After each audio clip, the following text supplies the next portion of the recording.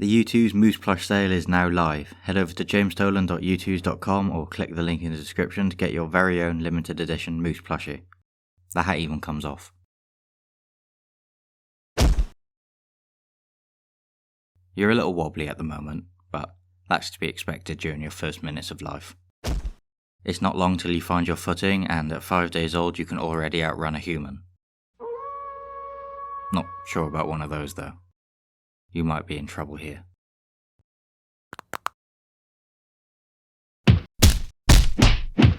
Never mind. You're already 15 kilos and can't put up much of a fight, so it's no surprise you're seen as a target. After a few months of just milk, you're ready to dabble in the solid stuff.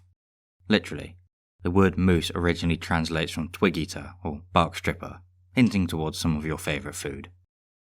Around 4 months old, as you head into September, you begin to witness something you don't really understand yet. But Mum seems to be enjoying herself. Maybe you'll learn as you get older. By the time you're 6 months old, you're fully off the milk, becoming a full-time browser. Still hanging around Mum for protection though. She's putting on a bit of weight. It's like she's eating for two now. It's now closing in on your first birthday, and Mum's looking like she's about to explode. Hey, what's she doing? Wait, is that it then? Happy birthday, you're on your own now. Okay, guess it's no more Mum then. You are now an independent moose, and those little bumps coming out the side of your head suggest you're a male. As you move into September again, they reach their full size for the year. That's disappointing. Next year will be better, but for that you're going to need to pack in the nutrients. Using your prehensile upper lip, you pick out the freshest leaves and shoots of various shrubs and woody plants like willow and birch. Ah, this again. Right, you know what to do. But not when more of them show up. Run. Your agile body winds through the forest at speeds of up to 35 miles per hour as your adrenaline peaks. As they close in behind, you hope to find your only chance of escape. There it is. Go, go, go. You can already swim faster than an Olympian, and by the time the wolves hit the water, you're far enough away for them to give up. That was a close call. You're lucky it's not quite winter yet, as the lake would have been frozen over, and things might have ended a bit differently. Speaking of winter, it's on its way. As temperature drops, snow falls, covering everything in sight. But you've still got to eat. Your 2 large toes on each hoof act as snowshoes, spreading apart to increase surface area, stopping you from sinking. That large, distinctive nose gives you a highly developed sense of smell that tells you exactly where to dig. Your long hollow guard hairs trap air for insulation, which along with your dense soft underfur actually make this your preferred climate. If only food wasn't as scarce. Several months later, the last remnants of winter are disappearing. You've lost a few kilos, and that thick coat of fur is beginning to cause problems. Following your nose, you sniff out a nice spot, then hop in to cool off. That's not the only reason you're here though. You close your nostrils to prevent water getting in as you descend 15 feet, snack on some pondweed and algae, providing you with much needed salt and minerals. Your mega-evolved nose sealing up is the reason you're the only deer species capable of swallowing underwater without drowning. After a minute, your lungs reach their peak, so you pop up for a quick breath. As it's the spring, your skull has started expanding again, and around 4 months later they've reached their full size, making them one of the fastest growing organs. It's now September again, and you're getting these strange feelings you've not had before, causing you to seek out a female, or cow. Moo, moo. You're here. Why is she still moaning? Oh. Maybe you're a bit out of your depth at the moment. Who's this? They look a bit more size appropriate. Seems like you've got a ways to go before you can compete in the big leagues, but there's no harm in practicing your sparring now. As you go into a new winter, a hormonal change involving decreased testosterone triggers a demineralization at the base of your antlers, called the pedicle, weakening their connection to your skull, meaning a slight jolt causes them to fall off. This doesn't hurt though.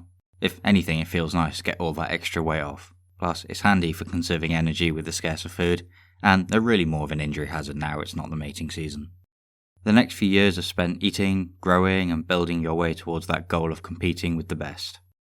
Although you've been able to mate, and technically an adult since 2, at around 5 years old you're now fully grown and considered mature. You are now an adult moose. Standing over 6 feet at the shoulders, you take your title as the largest species of deer. After a bliss summer of chilling in the water, you've grown your best rack yet, and you're ready to put them to the test. You make some loud grunts and listen out for responses as you try to locate this year's prizes. There they are, waiting for you to prove your worth. And there is the competition. Looks like you'll need a persona if you're gonna win the crowd. You know.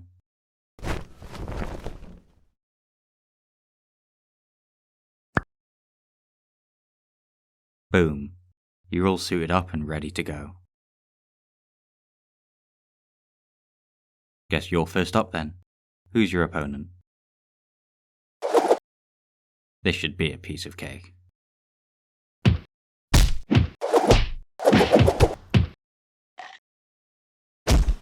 Ow. Well, that didn't go as planned.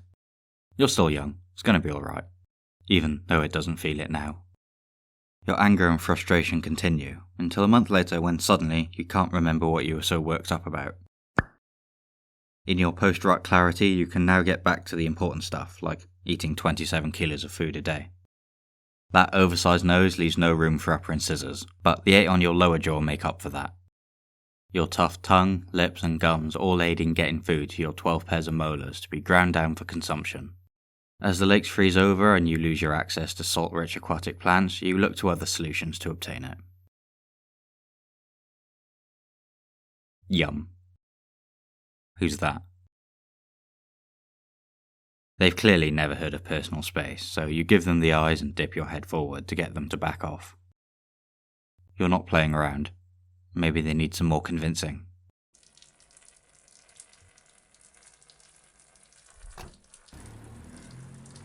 That seems to have done the trick. After another tough winter, you begin the pre-season as nutrients and oxygen are provided to your growing antlers through the thick, fuzzy, blood vessel-packed covering called velvet. 5 months on, you start rubbing them against a tree, causing the velvet to break and peel off, revealing the finished weapon underneath. Yum yum yum yum yum. Tasty. Despite the look, this doesn't actually hurt at all. Now, just one more thing to do before competing. You dig out a hole in the ground, then release the floodgates, making a nice warm pit that you wallow around in. This gives you the scent the cows love and will hopefully get the crowd on your side during battle.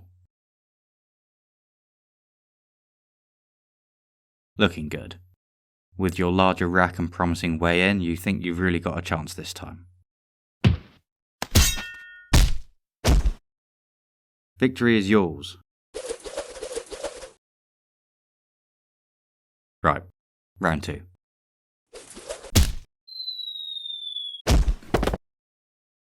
Well, it's still progress. Maybe next time. The next year continues like last. You put your 4-chambered stomach to work, breaking down cellulose through fermentation, sending the cud back up to be chewed again before finishing off digestion in the final chamber. What are you looking at?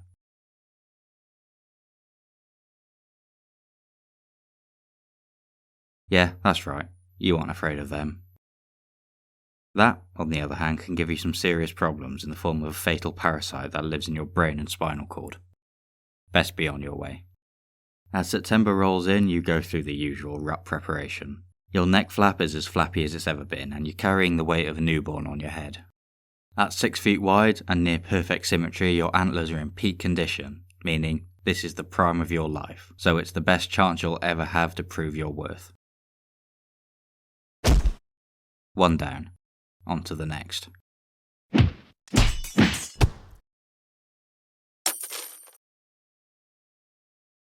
This is going to be your year. Just one more battle to prove. Ow. That was a cheap shot. You've still got this. You clash antlers as you look for an opening, then after several minutes of back and forth you finally get your chance to strike.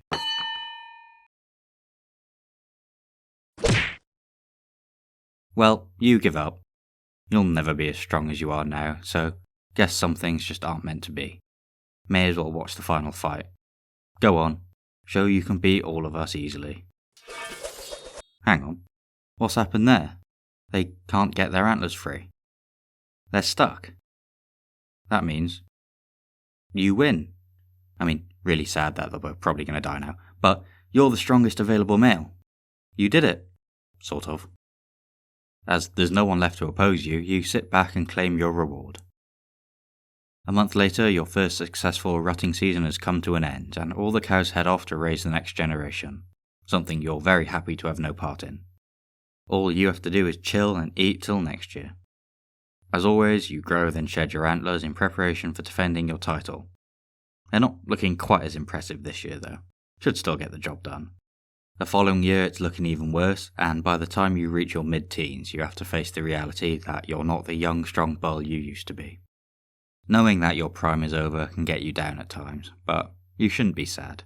You have to remember that most don't make it this far. You're lucky to have reached old age, having passed on your genetics to the next generation, and you can now spend some time relaxing without the pressure of fighting for dominant male status every year.